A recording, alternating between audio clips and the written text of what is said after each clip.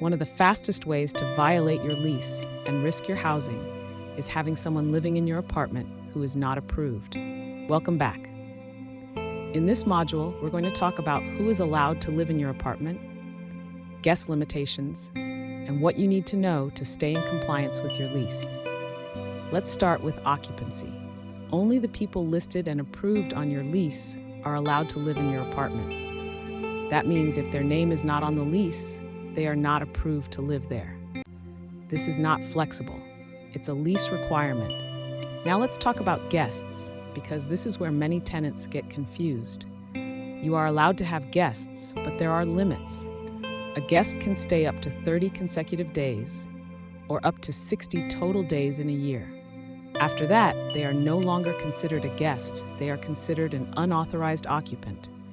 There is also a maximum number of people allowed to live in your unit. For example, if your unit allows up to 4 people, you cannot exceed that number, even temporarily, without approval. Let me be very clear. Unauthorized occupants is a lease violation. This can lead to warning notices, lease violations, or even termination of your tenancy. This is something we take seriously. Here's a common situation. A friend or family member comes to stay for a little while. Weeks turn into months, and they're still there. At that point, they are no longer a guest. They are an unauthorized occupant, and now you're in violation of your lease. If you don't follow these rules, you put your housing at risk. All of this is avoidable. Here's what you should do.